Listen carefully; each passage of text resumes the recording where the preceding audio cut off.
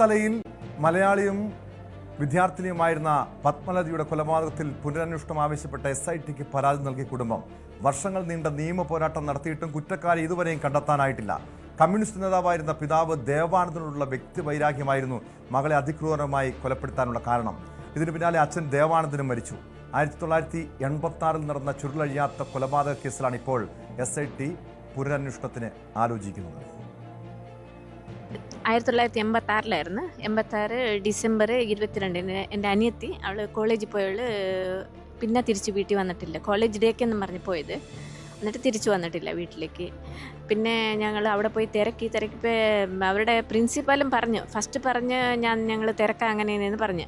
പിന്നെ രണ്ടാമത് അച്ഛൻ പോയി ചോദിച്ചപ്പോൾ അയാൾ പറഞ്ഞു നിങ്ങൾ കമ്മ്യൂണിസ്റ്റുകാരനാ എന്ന് പറഞ്ഞാൽ അച്ഛൻ കമ്മ്യൂണിസ്റ്റ് പാർട്ടിയിലുണ്ടായിരുന്നു. അച്ഛൻ ഇവിടെ 56 ദിവസം കഴിഞ്ഞിട്ടാണ്, അത്ര ദിവസം കണ്ടിട്ടില്ല. പോലീസ് കംപ്ലൈൻറ്റ് കൊടുത്ത് അവർ തിരക്കുന്നെന്നൊക്കെ പറഞ്ഞ് എന്നാലും ബോഡി കണ്ടുകിട്ടിയില്ല.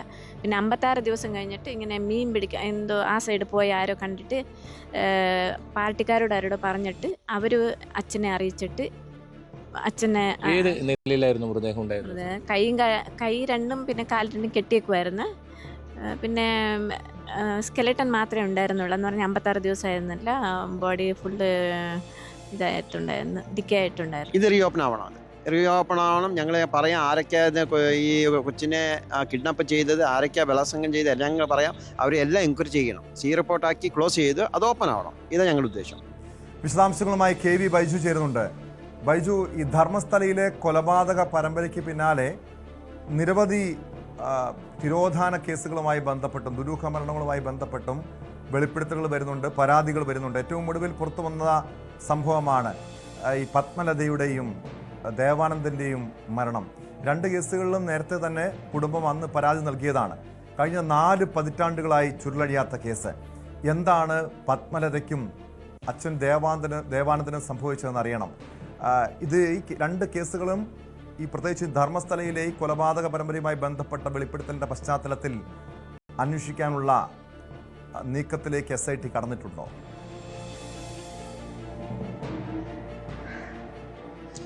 തീർച്ചയായും ടോമെ, ഈ കേസ് നമ്മൾ നേരത്തെ തന്നെ റിപ്പോർട്ട് ചെയ്തതാണ്. മലയാളി കൂടി ഈ ധർമ്മസ്ഥലയിൽ കൊല്ലപ്പെട്ടു. അതിന്റെ സ്ഥിരീകരണം അത് പത്മലതയുടെ കുടുംബമായിരുന്നു. 86 ഡിസംബർ 22 കോളേജിലേക്ക് പോയൊരു കുട്ടിയാണ്, പെൺകുട്ടിയാണ്, അതായത് +2 പഠിക്കുന്ന ഒരു പെൺകുട്ടിയാണ്. പിന്നീട് അസ്ഥികുടമായാണ് ഇവർക്ക് ഈ മൃതദേഹാവശം ലഭിക്കുന്നത്. 57 ദിവസം കഴിഞ്ഞ് നേത്രാവതി പുഴയോരത്ത് കയ്യും കാലും കെട്ടിയിട്ട നിലയിൽ ഒരു മൃതദേഹം ഇവർക്ക് ലഭിക്കുന്നു. അതിൽ അച്ഛൻ സ്നേഹത്തോടെ നൽകിയ വാച്ച് അതായിരുന്നു ഈ മൃതദേഹം തിരിച്ചറിയാൻ പറ്റിയത്. പിന്നീട് ഈ ദേവാനന്ദൻ എന്ന് പറയുന്ന അവിടുത്തെ കമ്മ്യൂണിസ്റ്റ് പ്രവർത്തകരായിരുന്ന വലിയ നേതാവായിരുന്ന ഇദ്ദേഹം നീണ്ട നിയമ പോരാട്ടങ്ങൾ നടത്തിയെങ്കിലും അത് ഫലം കണ്ടില്ല. ഈ കേസ് ആത്മഹത്യ എന്നാണ് അവസാനം ഇത് ധർമ്മസ്ഥല വെളുത്തങ്ങാടി പോലീസ് ഇതിൽ എഴുതി തള്ളിയത്. ആത്മഹത്യ എന്നാണ്. കയ്യും കാലും കെട്ടിയിട്ട ഒരു കേസിൽ ആത്മഹത്യ എന്ന നിലയിൽ ഇത് എഴുതി തള്ളുന്ന സാഹചര്യമാണ് ഉണ്ടായത്. ഇതിൽ പ്രധാനമായും ഈ ദേവാനന്ദൻ ഇവിടെ കമ്മ്യൂണിസ്റ്റ് പാർട്ടിയുടെ പേരിൽ ഒരു പ്രാദേശിക തെരഞ്ഞെടുപ്പിൽ മത്സരിച്ചിരുന്നു. ആ മത്സരത്തിൽ നിന്നും പിന്മാറാനാണ് മകളെ തട്ടിക്കൊണ്ടുപോയത്. മകളെ തട്ടിക്കൊണ്ടുപോയി ഇത്തരത്തിൽ ഇതിൽ നിന്നും പിന്മാറണമെന്ന് ആവശ്യപ്പെടുകയും ഇദ്ദേഹം ആ ഇലക്ഷനിൽ നിന്നും പിന്മാറുന്ന സാഹചര്യമാണ് ഉണ്ടായത്. പക്ഷേ മകളെ ഇവർക്ക് തിരിച്ചു കൊടുത്തില്ല. അതിന് പകരം ഇത്തരത്തിൽ അതിക്രൂരമായി കൊലപ്പെടുത്തുകയായിരുന്നു. ഏറ്റവും ഒടുവിൽ നേരത്തെ പറഞ്ഞതുപോലെ തന്നെ നേത്രാവതി പുഴയോരത്ത് നിന്നും ഇങ്ങനെ മൃതദേഹം ലഭിക്കുന്ന സാഹചര്യമാണ് ഉണ്ടായത്. ഈ അച്ഛൻ നെഞ്ചു പൊട്ടി മനന്നൊന്നാണ് അച്ഛനും മരിക്കുന്നത്. അച്ഛനും മരിച്ചു, ആ മകളും മരിച്ചു. ഇപ്പോൾ സഹോദരനാണ് ഇപ്പോൾ നമ്മൾ കണ്ടത്. അത് ജയന്ത് എന്ന് പറയുന്ന ആക്ഷൻ കമ്മിറ്റി നേതാവിന്റെ സഹോദരിയാണ്. ഇവർ മലയാളികളാണ്. ഈ കേസിലാണിപ്പോൾ ഇത് പുനരന്വേഷണം വേണമെന്ന ഒരു ആവശ്യപ്പെട്ട് കുടുംബം SITക്ക് പരാതി നൽകിയത്. നമുക്കറിയാം, കഴിഞ്ഞ ദിവസം നമ്മൾ റിപ്പോർട്ട് ചെയ്തതാണ് SITക്ക് പോലീസ് സ്റ്റേഷൻ പദവി നൽകിയിരിക്കുന്നു. ഇത്തരം കേസുകളെല്ലാം തന്നെ SITക്ക് പരിഗണിക്കാവുന്നതാണ്. അതുകൊണ്ടാണ് 40 വർഷത്തിന് ശേഷം ധർമ്മസ്ഥലയിൽ നടന്ന ഒരു അരുംകൊല അതിന്റെ ഒരു അന്വേഷണം വീണ്ടും തുടങ്ങാൻ പോകുന്ന എന്ന സൂചനകൾ ലഭിക്കുന്നത്. ഏതായാലും SIT ഈ കേസ് ഏറ്റെടുക്കുന്നു, അത് അന്വേഷിക്കുന്നു എന്ന വിവരമാണ് നമുക്ക് ലഭിക്കുന്നത്. ഈ സംഭവവുമായി ബന്ധപ്പെട്ട് ഇദ്ദേഹം ഇവിടെ ഈ സാധാരണക്കാരായ ആളുകൾക്ക് ഭൂമി ഇല്ലാത്തവർക്കൊക്കെ ഭൂമി നേടിക്കൊടുക്കാനും അത്തരം പ്രവർത്തനങ്ങളൊക്കെ നടത്തുന്ന ഒരാളായിരുന്നു. കൃത്യമായി ടാർഗറ്റ് ചെയ്ത് ഇയാളുടെ മകളെ ഇത്തരത്തിൽ തട്ടിക്കൊണ്ടുപോയായിരുന്നു. അത് ഒരു കോളേജ് ഡേ ഫംഗ്ഷന് പോയി മടങ്ങി വരുന്ന സമയത്താണ് ഈ കുട്ടിയെ ഇവർ തട്ടിക്കൊണ്ടുപോകുന്നത്, അത്തരത്തിൽ കാണാതാവുന്നത്. എന്തായാലും ഈ സംഭവം അന്വേഷിക്കുന്നതോടുകൂടി മലയാളി സാന്നിധ്യത്തിൽ കൂടി ഒരു അന്വേഷണം വരുന്നതെന്നാണ് ഇതിൽ ഏറ്റവും പ്രധാനം. എന്തായാലും ഇത് കൊലപാതക പരമ്പരകളെല്ലാം നടത്തിയതിൽ പിന്നിൽ ഒരു കരങ്ങളാണ്. അതേ കരങ്ങളായിരിക്കാം ഈ ഒരു സംഭവത്തിന് പിന്നിലെന്ന് ഇവർ വിശ്വസിക്കുന്നുണ്ട്. ഒപ്പം ഈ ഡി ഗ്യാങ് എന്നറിയപ്പെടുന്ന ഗുണ്ടകൾ കഴിഞ്ഞ ദിവസം ഇവരുടെ ദൃശ്യങ്ങളൊക്കെ പുറത്തു വന്നതാണ്, മാധ്യമ പ്രവർത്തകരെ മർദ്ദിക്കുന്ന ദൃശ്യങ്ങൾ. ആ ദൃശ്യങ്ങൾ പലതും ഐഡന്റിഫൈ ചെയ്തിട്ടുണ്ട്, ഇത്തരത്തിൽ അക്രമത്തിന് ഇരയായവരും മർദ്ദനത്തിന് ഇരയായവരും ഒക്കെ. അത് നമുക്ക് അതിൽ നിന്നും മനസ്സിലാക്കാൻ സാധിക്കുന്നത് കഴിഞ്ഞ കുറേ വർഷങ്ങളായി ഒരേ സംഘങ്ങൾ ഇവിടെ ഇപ്പോഴും സജീവമായി ഉണ്ട് എന്നതിന്റെ ഏറ്റവും ഒടുവിലത്തെ ഉദാഹരണമാണ് ഈ മാധ്യമ പ്രവർത്തകർ മർദ്ദിച്ച സംഭവം. അതിൽ 3-4 പേർ അന്ന് ഈ കൊലപാതകം നടത്തിയതിലും അല്ലെങ്കിൽ തട്ടിക്കൊണ്ടുപോയവരിലും ഒക്കെ ഉൾപ്പെട്ടത് എന്ന ആരോപണം ഉയർന്നിട്ടുണ്ട്. ഏതായാലും SITയെ സംബന്ധിച്ചിടത്തോളം കൃത്യമായ തെളിവുകൾ ശേഖരിച്ച് ഇത്തരം കേസുകൾ, അതായത് പരാതിയുള്ള കേസുകളിലെ മൃതദേഹാവശിഷ്ടങ്ങൾ അല്ലെങ്കിൽ അത്തരം തെളിവുകൾ ലഭിച്ച് ഇത് കൃത്യമായി മുന്നോട്ട് പോകാനാണ് SIT ആലോചിക്കുന്നത്. പത്മലതയുടെ കേസ് അന്വേഷിക്കണം, അത് നേരത്തെ തന്നെ കുടുംബം ആവശ്യപ്പെട്ടതാണ്. SITക്ക് പ്രത്യേക പദവി കൂടി ലഭിച്ചതോടുകൂടി അത് എളുപ്പമാകുന്നു എന്നാണ് അതിന്റെ ഏറ്റവും പ്രധാനം. ഇന്ന് രാവിലെയാണ് ബെൽത്തങ്ങാടി ഓഫീസിലെത്തി ഇവരുടെ ബന്ധുക്കൾ, സഹോദരി ഉൾപ്പെടെയുള്ള ബന്ധുക്കൾ ഈ പരാതി നൽകിയത്. ഈ പരാതി SIT സ്വീകരിച്ചിട്ടുണ്ട്. അതിന്റെ തുടർ നടപടികൾ എങ്ങനെയാണെന്നുള്ളത് നമുക്ക് വൈകാതെ മനസ്സിലാക്കാൻ സാധിക്കും. നിലവിൽ ടോമെ ഇന്നലെ പരിശോധന ഉണ്ടായിരുന്നില്ല. ഇന്ന് ഈ സമയം വരെ പരിശോധനയ്ക്കായി സംഘം എത്തിയിട്ടില്ല. ഒരു പക്ഷേ ഓഫീസിനകത്തുള്ള പല കാര്യങ്ങളും ഇതിന് നിയമപരമായ പല തെളിവുകളും ശേഖരിക്കുകയും അത് എഴുത്തുവെത്ത് ഒരുപാട് ജോലികളുമുണ്ട്. അത്തരം ജോലികൾ നിർവഹിക്കുന്നതാണ് നമുക്ക് മനസ്സിലാക്കാൻ സാധിക്കുന്നത്. ഇന്ന് പരിശോധന ഉണ്ടാകാനുള്ള ഒരു സാധ്യതയില്ല. 1:30 മുമ്പ് തന്നെ സംഘം സാധാരണ എത്താറുണ്ട്. ശുചീകരണ തൊഴിലാളി ചൂണ്ടിക്കാട്ടുന്ന സർപ്രൈസ് സ്പോട്ടുകളിലാണ് ഇപ്പോൾ പരിശോധന നടക്കുന്നത്. മാർക്ക് ചെയ്ത ഇടങ്ങളിലെ പരിശോധന, അതിലേറ്റവും ശ്രദ്ധേയമായ ഒരു കാര്യം 13-ാം പോയിന്റ് ഇതുവരെ പരിശോധന നടത്തിയിട്ടില്ല എന്നാണ്. 13-ാം പോയിന്റിൽ സസ്പെൻസ് തുടരുന്നു. 4-5 ദിവസമായി ഇവിടെ പോലീസ് കാവലിലാണ് ആ സ്ഥലമുള്ളത്. അതൊരു വലിയ ഏരിയയാണ്, നമ്മൾ ദൃശ്യങ്ങൾ കാണുന്ന വലിയ ഏരിയയാണ്. അവിടെ ഒരുപാട് മൃതദേഹങ്ങൾ കുഴിച്ചിട്ടുണ്ടെന്ന് ഈ സാക്ഷിയുടെ മൊഴിയുണ്ട്. കാരണം ഇദ്ദേഹം ജോലി ചെയ്തിരുന്നത് ഈ നേത്രാവതി പുഴയോരത്ത് സ്നാനഘട്ടയിലാണ്. അതിന് തൊട്ട് സമീപമായാണ് ഈ ഒരു 13-ാം പോയിന്റ് ഉള്ളത്.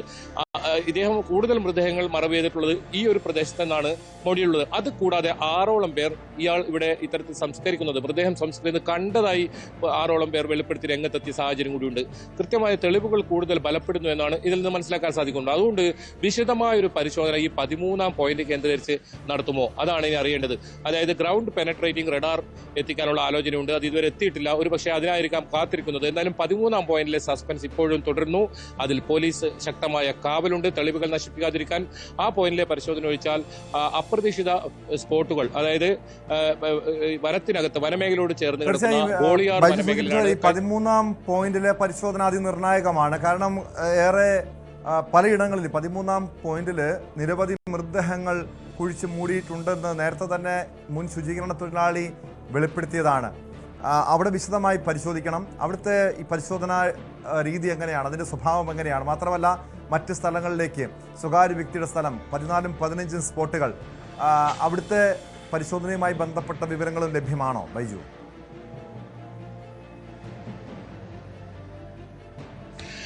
ടോമെ, 13-ാം പോയിന്റിനെ സംബന്ധിച്ചിടത്തോളം ഈ ശുചീകരണ തൊഴിലാളി ജോലി ചെയ്തുകൊണ്ടിരുന്ന തൊട്ട് സമീപത്തായാണ് അത് വരുന്നത്. അതുകൊണ്ട് തന്നെ അവിടെ പലപ്പോഴും ഇയാൾ ജോലി ചെയ്യുന്ന സമയത്ത് മൃതദേഹങ്ങൾ വാഹനത്തിൽ എത്തിച്ചു കൊടുക്കുകയും അവിടെ തന്നെ മറവ് ചെയ്യുന്ന ആണ് ഉണ്ടായെന്നാണ് ഇയാൾ മൊഴി നൽകിയിരിക്കുന്നത്. അതുകൊണ്ടാണ് ഈ 13-ാം പോയിന്റ് വളരെ പ്രധാനമെന്ന് പറയുന്നത്. അവിടെ സാധാരണ രീതിയിൽ മറ്റിടങ്ങളിൽ പരിശോധിക്കുന്ന രീതിയിൽ ചെറിയ കുഴിയെടുത്ത് പരിശോധിച്ചാൽ പോരാ, വലിയ ഏരിയയാണ്. ആ ഏരിയയിലെല്ലാം പരിശോധന നടത്താനുണ്ട്. ഒരു പക്ഷേ കൃത്യമായി എന്തൊക്കെ വസ്തുക്കൾ കാണുന്നുണ്ടോ അത് ആ സ്ഥലങ്ങൾ കുഴിച്ച് പരിശോധിക്കുക എന്നായിരിക്കും SIT ഉദ്ദേശിക്കുന്നത്. ആ 13-ാം പോയിന്റ് അവിടെ ഇപ്പോഴും അതേപോലെ തുടരുന്നുണ്ട്. 4 ദിവസമായി പരിശോധന, അതായത് 1 മുതൽ 13 വരെയാണ് മാർക്ക് ചെയ്തിട്ടുണ്ടായിരുന്നത്. അതിൽ 1 മുതൽ 12 വരെയുള്ള പരിശോധന പൂർത്തിയായി. അതിന് പുറമെ 11A വനത്തിനകത്ത് ക്ഷേത്രഭൂമിയിലെ ബാഹുബലി ഹിൽസ്, ഇങ്ങനെ ഇത്രയും സ്ഥലങ്ങളാണ് ഇപ്പോൾ പരിശോധന പൂർത്തിയായിട്ടുള്ളത്. അതുകൂടാതെ ഇപ്പോൾ ഈ സാക്ഷി ഇത്തരത്തിൽ ഒരു മൃതദേഹം മറവ് ചെയ്ത് അതിനുശേഷം തന്റെ വീട്ടിൽ വന്ന് വെള്ളവും അതുപോലെ തന്നെ തൂമ്പ കഴുകാൻ ഇത്തരത്തിൽ വെള്ളം ആവശ്യപ്പെട്ടുന്ന ഒരു വെളിപ്പെടുത്തലുമായി ഒരു സ്ത്രീ കൂടി രംഗത്ത് വരുന്ന സാഹചര്യം ഉണ്ടായിട്ടുണ്ട്. ആ സ്ഥലം കൂടി പരിശോധിക്കേണ്ടതുണ്ട്. ഒരുപക്ഷെ ഇന്ന് ആ പ്രദേശം പരിശോധിക്കും. അതല്ലെങ്കിൽ ഈ ക്ഷേത്രഭൂമിയിലെ അവിടെ ബാഹുബലി ഹിൽസിന് സമീപമുള്ള സ്ഥലം വീണ്ടും പരിശോധിക്കണമെന്നൊരു ആവശ്യം അഭിഭാഷകർ ഉന്നയിച്ചിട്ടുണ്ട്. കാരണം അവിടെ തെളിവുകൾ നശിപ്പിക്കപ്പെട്ടതായ ഗുരുതര ആരോപണം അഭിഭാഷകർ ഉന്നയിച്ചിട്ടുണ്ട്. കാരണം 8 അടിയോളം ഉയരത്തിൽ മണ്ണും അത്തരം വസ്തുക്കളും ഇട്ട് അവിടെ വലിയ തോതിലുള്ള തെളിവ് നശിപ്പിച്ചിട്ടുണ്ടെന്നാണ് അഭിഭാഷകർ ആരോപിച്ചത്. അതുകൊണ്ട് അവിടെ വിശദമായ പരിശോധന നടത്തണമെന്ന ഒരു ആവശ്യം ഇവർ ഉന്നയിച്ചിട്ടുണ്ടായിരുന്നു.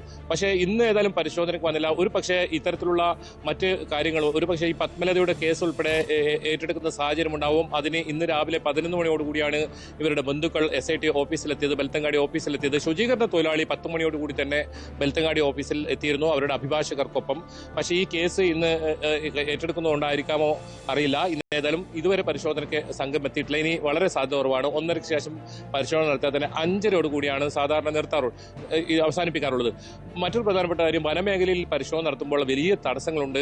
കഴിഞ്ഞ ദിവസം കാട്ടാനക്കൂട്ടം ഇറങ്ങുന്ന ഒരു സാഹചര്യം ഉണ്ടായിരുന്നു. പടക്കം പൊട്ടിച്ചൊക്കെയാണ് ഈ അന്വേഷണ സംഘം പിന്നീട് പുറത്തേക്ക് കടക്കുന്ന സാഹചര്യം ഉണ്ടായത്. അത്തരത്തിൽ വെളിച്ചത്തിൽ പരിശോധന നടത്തുന്നതായിരിക്കും ഇവരെ സംബന്ധിച്ചിടത്തോളം എളുപ്പം. വലിയ വെല്ലുവിളിയാണ് ഈ വനമേഖലകളിൽ. പാമ്പുകളുണ്ട്, മൃഗങ്ങളുണ്ട്, വന്യമൃഗങ്ങളുണ്ട്. അത്രത്തോളം വലിയ കാട് വനപ്രദേശമാണ്. അവിടെയാണ് പരിശോധന നടത്തുന്നത്. SIT മുമ്പിലുള്ള ഏറ്റവും വലിയ വെല്ലുവിളി അത് തന്നെയാണ്. ഏതായാലും ശുചീകരണ തൊഴിലാളി ചൂണ്ടിക്കാട്ടുന്ന മുഴുവൻ ഇടങ്ങളിലും കുഴിച്ച് പരിശോധിക്കും. അവിടെ നിന്ന് കിട്ടുന്ന തെളിവുകളെല്ലാം ശേഖരിക്കും. അതാണ് ഇപ്പോഴും SIT പറയുന്നത്. അതിൽ കൂടുതൽ തെളിവുകൾ ലഭിച്ചിട്ടുണ്ട്. അത്തരം തെളിവുകളെല്ലാം ഫോറൻസിക് പരിശോധനയ്ക്ക് അയച്ചിട്ടുണ്ട്. അതിന്റെ ഫലം വരാനുണ്ട്.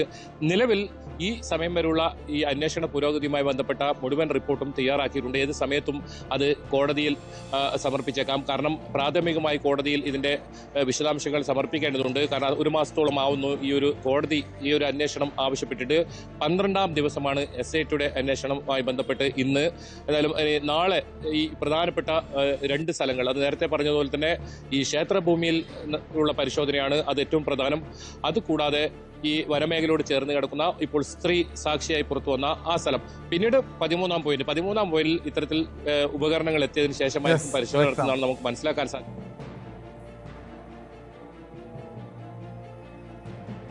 വ്യക്തമാണ്. KV ബൈജു ആണ് വിവരങ്ങൾ നൽകിയത്. ബൈജു സൂചിപ്പിച്ചതുപോലെ 13ാം പോയിന്റിലെ പരിശോധന അത് വളരെ വിശദമായി തന്നെ നടത്താനാണ് അന്വേഷണ സംഘത്തിൻ്റെ നീക്കം. അതോടൊപ്പം മലയാളി പെൺകുട്ടി പത്മലതയുടെ ദുരൂഹമരണവുമായി ബന്ധപ്പെട്ട 40 വർഷം മുൻപ് നടന്ന ആ സംഭവത്തെക്കുറിച്ചും കൊലപാതകത്തെക്കുറിച്ചും പോലീസ് വീണ്ടും പുനരന്വേഷിക്കാനുള്ള നീക്കം തുടങ്ങിയിട്ടുണ്ട്.